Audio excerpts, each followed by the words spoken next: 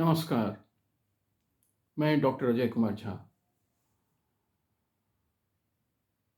हमारे इस motivational channel में आज हम चर्चा करने वाले हैं कि क्या हमें खुद से कम्पीट करना चाहिए या हमारे कॉम्पिटिटर्स होने चाहिए और हमें उनसे कम्पीट करते रहना चाहिए?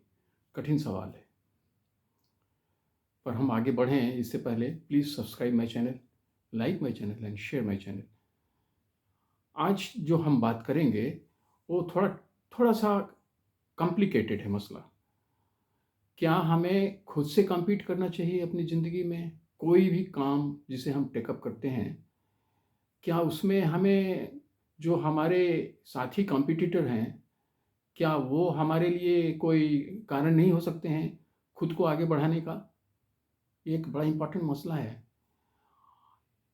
क्या ये सही होगा? और एक दूसरा नज़रिया जो है लोग कहते हैं कि आपको खुद से कम्पीट करना चाहिए। अभी तो मैं भी यही कहूँगा और कारण है।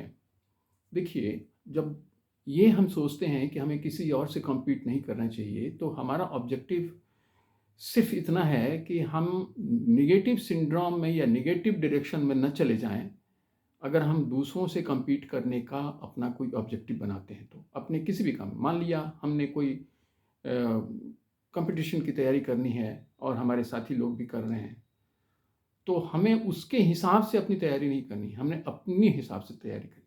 या मान लिया कि हमने कोई स्टार्टअप खड़ा किया, कोई बिज़नेस खड़ा किया, कुछ ऐसा काम शुरू किया, पॉलिटिक्स में ही जाना चाहते हैं, कहीं और आना चाहते हैं।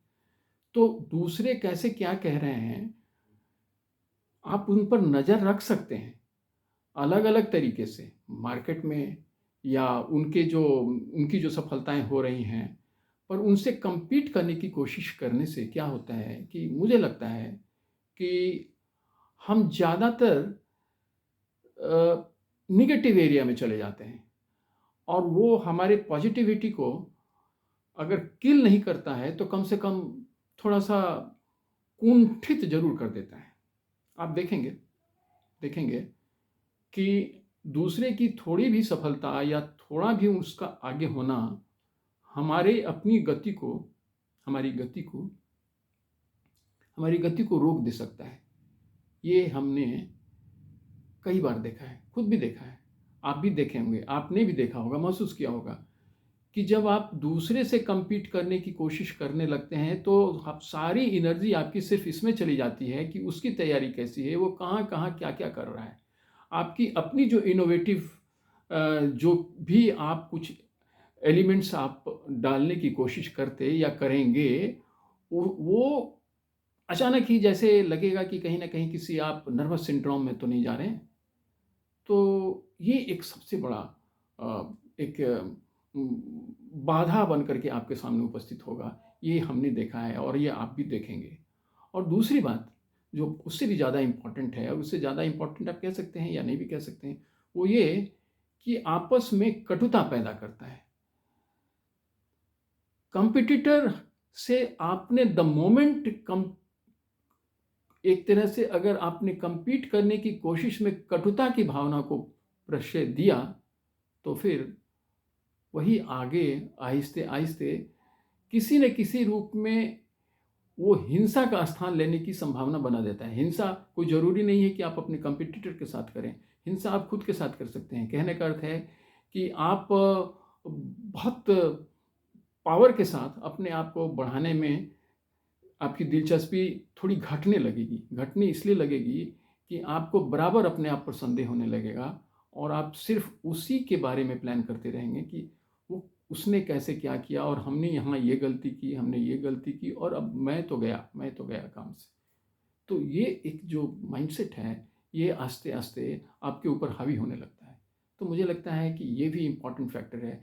कम्पीट बराबर खुद से करना है। उसका एक तीसरा फ़ायदा और एक तीसरा साइड ये है कि आप अपने आप को एक्सेल करने के लिए बराबर तत्पर रहते हैं। चूँकि आपने जब खुद का रिव्यू किया, तो आपको लगेगा कि बस कल तक तो हम यहाँ तक पहुँचे थे और वहाँ तक पहुँचने में हमने क्या-क्या चीज़ें की और इससे हमारी जो स्पीड है, हमारी गति जो है सफलता की और हमारे जो डिस्टेंस तय करने का जो स्पीड है, उसको और बढ़ाने के लिए हमें और क्या-क्या कंपोनेंट्स अपने साथ और ऐड अप करने पड़ेंगे। तो अपने एक्सेलेंस ज़्यादा बढ़ने की संभावना होती है और कहीं से कोई दूसरा फैक्टर हमें हमें डाउन करने के लिए प्रभावित नहीं करता है, क्योंकि हम उस एरिया में हैं ही नहीं। हम किसी के साथ कम्पीट कर नहीं रहे हैं, खुद से कर रहे हैं।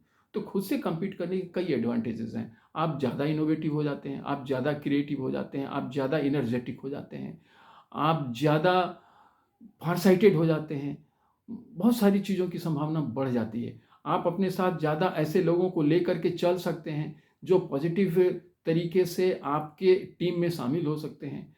अन्यथा अगर हम दूसरे से कम्पीट करने की कोशिश करेंगे तो ज़्यादातर हमारा समय उधर जाएगा और हम जिन लोगों को अपने साथ लाना चाहेंगे, हमें उस लोगों पर भी बराबर संदेह बना रहेगा कि वो कहाँ तक हमारे साथ हैं। कहीं ऐसा तो नहीं कि वो हमारे कॉम्पिटिटर्स के साथ हैं और हमारे यहाँ जस्ट एक आ गए हैं और एक तरह से हमारी बातों को कहीं बाहर तो नहीं करते हैं। बहुत सारी बातें होती हैं। तो मैं समझता हूँ जहाँ भी जो कुछ भी करना है, हमें खुद से करना है, खुद के लिए करना है और खुद से ही कम्पीट करना है। इसे आप कहीं भी अप्लाई कर सकते हैं। आप अपने बिज़नेस में अप्लाई कर सकते हैं, आप अपनी पढ़ाई में अप्लाई कर सकते हैं, आप अपने किसी भी एम्बिशन को पाने के लिए अप्लाई कर सकते हैं और आप अपने घर के रिलेशनशिप के लिए भी कर सकते हैं।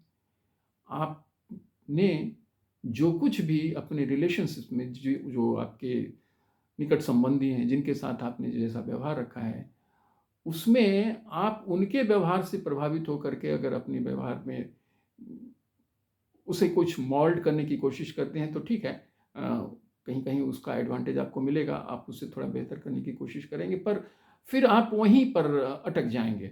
अपने सुधार में से ज़्यादा इसमें रहेंगे, दिलचस्पी आपकी ये होगी कि अच्छा, मुझे आगे निकलना है तो देखिए मैं अपने भाई से बेहतर हूँ दूसरे लोगों से, अपने घर के दूसरे लोगों से संबंध बना कर के रखने में।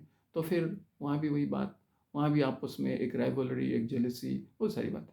तो कहने का तात्पर्य है कि we should always prefer to compete with ourselves, not with others। Thank you. फिर हम मिलते हैं आगे।